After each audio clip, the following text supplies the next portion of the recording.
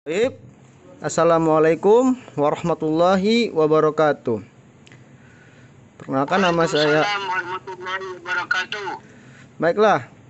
Terima kasih telah meluangkan waktunya untuk wawancara ini. Bapak Asep, bagaimana kabarnya? Alhamdulillah baik. Baiklah. Kita langsung saja. Apakah Pak Asep bisa bercerita sedikit tentang diri Anda dan bisnis yang Anda jalankan? Ya, nama saya Asep Romli, sarjana ekonomi, manajemen, pengalaman kerja jadi marketing manager di perusahaan asing. Nah, sekarang punya bisnis sendiri, yaitu bisnis trading. Kami bergerak di agribisnis, di jual beli komoditi rempah. Perusahaannya namanya CV Sinar Mulia Agribisnis, lokasi di Pangkal Pinang, Bangka Belitung.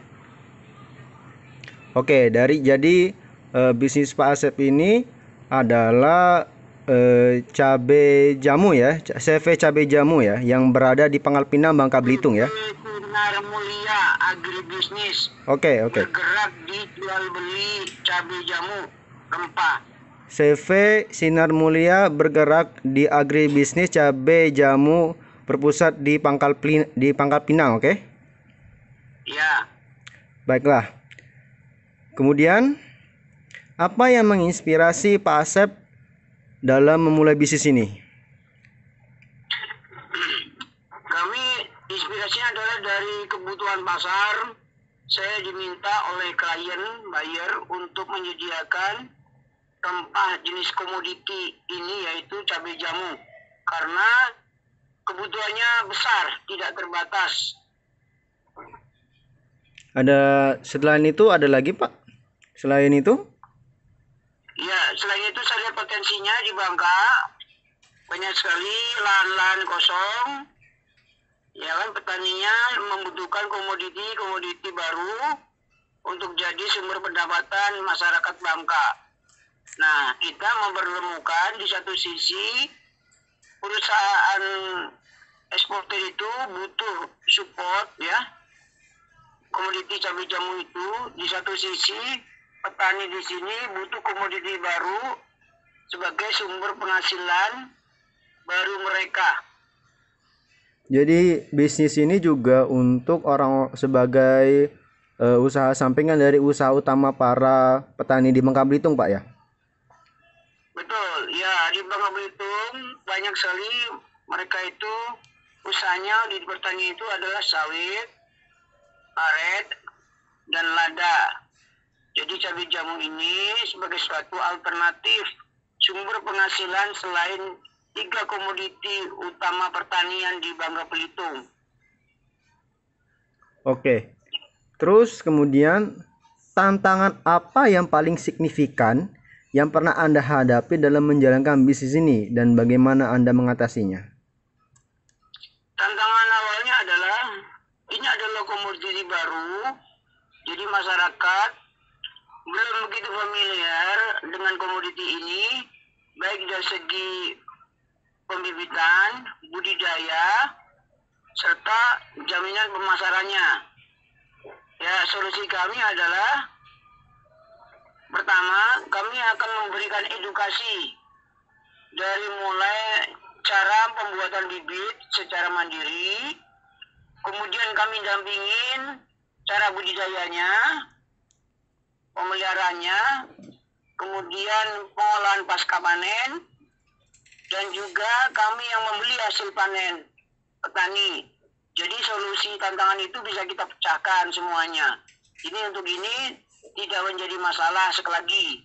Sekarang hanya tinggal mensosialisasikan kepada masyarakat tentang komoditi baru ini.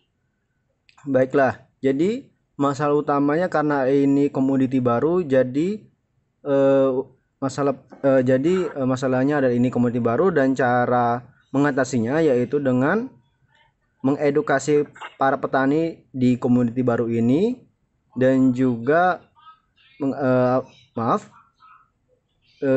mungkin cuman itu ya Pak ya, artinya mungkin masalahnya di bagian ini komoditi baru, terus juga mengedukasi para petani yang di komoditi ini itu Pak ya. Ya, jadi tantangannya petani belum tahu mengenai komoditi baru ini. Jadi solusinya kita memberikan edukasi kepada petani dari mulai pembibitan, budidaya, pengolahan pasca panen, sampai penjualan hasil panen. Itu aja. Dari pembibitan dan juga Budidaya, pengolahan dan penjualan ya. ya, pembelian hasil panen. Pembelian hasil panen. Oke. Terus bagaimana Anda mendapatkan permodalan untuk bisnis ini, Pak? Permodalan ada dua. Pertama dari modal pribadi ya, dari tabungan yang kita kumpulkan. Kemudian sekarang ini ada investor yang mau memberikan dananya dengan sistem bagi hasil ya, dengan profit sharing, dengan model sistem syariah. Ya, kita kasih profit itu per kilo sekitar Rp2.000 untuk investor. Lebihnya buat kita semuanya. Baiklah. Dan itu sudah berjalan selama 9 tahun. 9 tahun. Dari 2000 kalau boleh tahu Pak, dari 2000? 2015 kita mulai. 2015 hingga 2024. 9 tahun ini ya, apakah murni hasil jual beli atau yang saya dengar juga ada beberapa kasus yaitu adalah mafia bibit, apakah ini tidak termasuk Pak? Ya, kalau masalah mafia bibit itu terjadi di hampir semua kemitraan ya pertanian. Tapi alhamdulillah untuk kami punya perusahaan ini punya komunitas sendiri, kita punya petani binaan sendiri yang kita lindungin dari para mafia bibit. Insya Allah komunitas ini yang kami bina, petani ini akan terjaga dari para mafia ini karena udah kita buat kebijakan-kebijakan yang memudahkan petani dan menyulitkan bagi para mafia bibit untuk masuk ke dalam jaringan komunitas kami, karena perusahaan tidak mau petani mengalami kerugian yang disebabkan oleh para mafia bibit ini. Dan salah satu solusinya adalah petani kita bina untuk membuat bibit sendiri. Jadi bibit itu tidak beli dari luar, dari para mafia bibit. Petani bisa mandiri. Akhirnya bibit-bibit yang dijual oleh para mafia itu tidak berlaku di komunitas kita.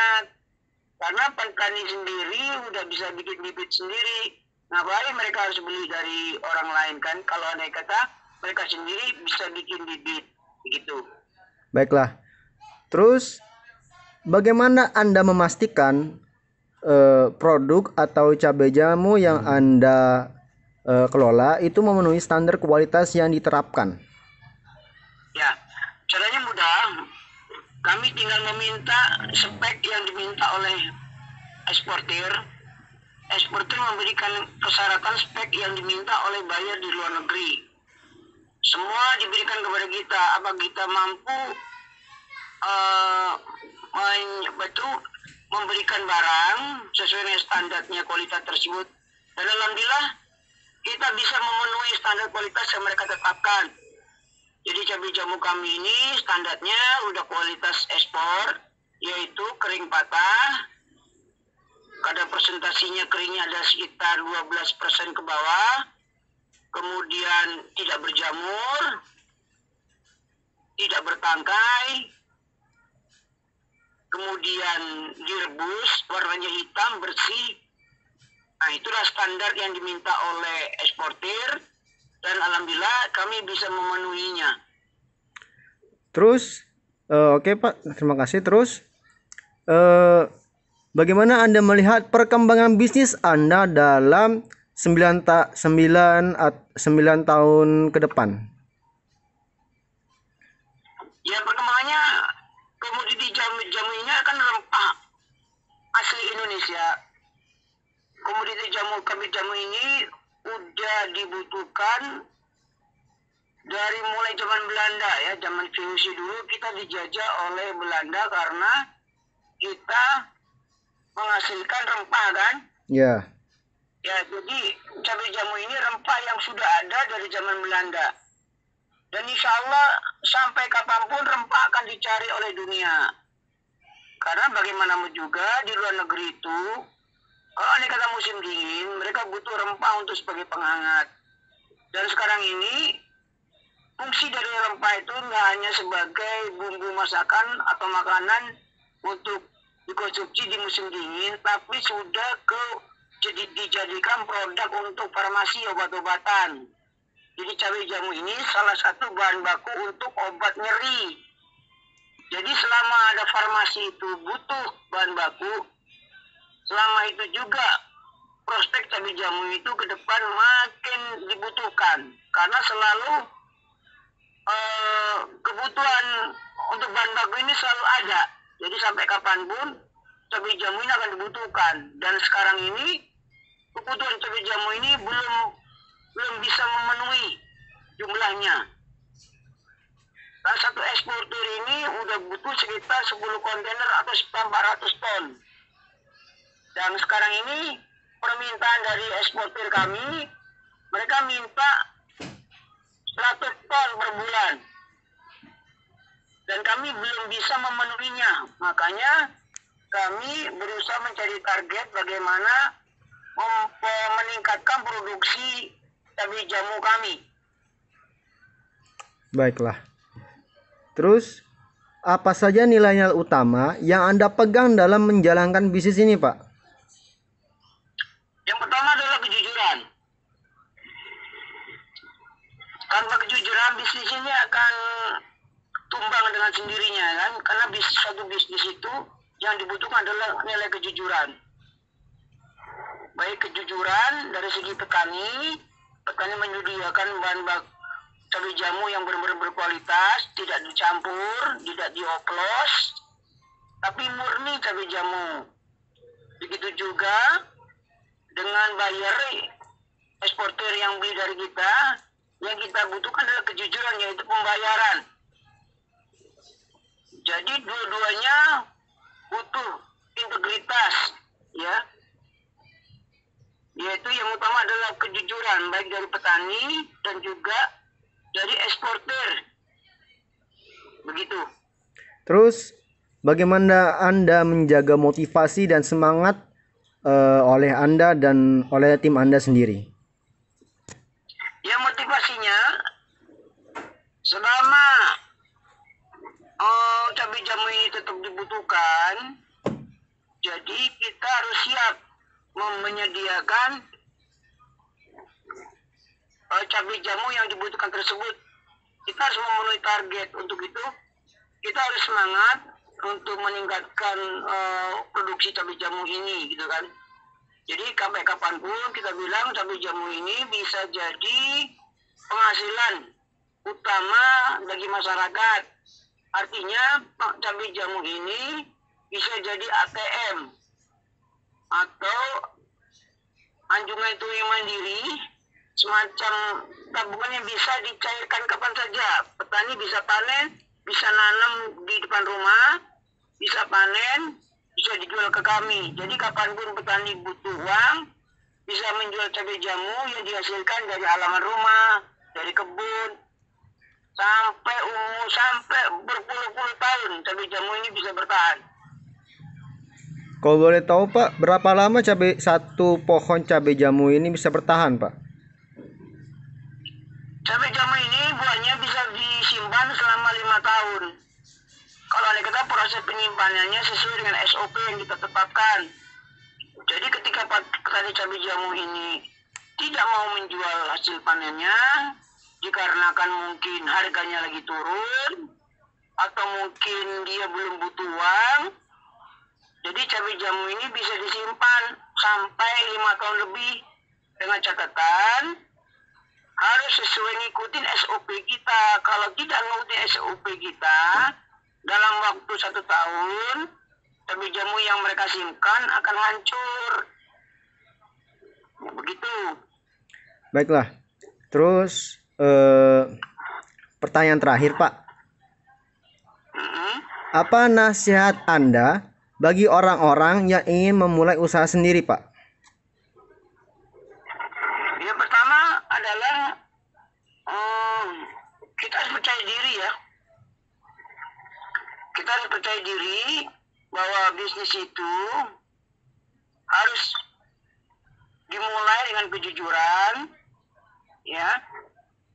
Yang paling bagus itu bisnis itu yang jangka panjang, yang kebutuhannya tidak akan pernah habis, bukan bisnis yang hanya musiman. Makanya cabai jamu ini selama dibutuhkan oleh masyarakat, dibutuhkan terutama oleh farmasi, maka cabai jamu ini akan tetap berjalan. Jadi bisnis cabai jamu akan seterusnya berjalan. Jadi jangan takut masyarakat untuk menanam cabai jamu, karena cabai jamu tetap dibeli, tetap dicari, karena ini adalah komoditi rempah asli Indonesia yang dicari dunia. Ini bukan komoditi lokal, tapi komoditi internasional. Gitu. Baik, terima kasih banyak Pak untuk wawancara dan mau saya ganggu waktunya untuk saya tanya jawab. Apakah ada hal lain yang ingin Bapak sampaikan kepada pembaca kami, Pak? Kepada penonton saya ntar? Ya. Bisnis itu yang paling bagus adalah bisnis yang mendekatkan kepada Tuhannya. Artinya dengan bisnis itu kita lagi dekat pada pencipta kita, ya.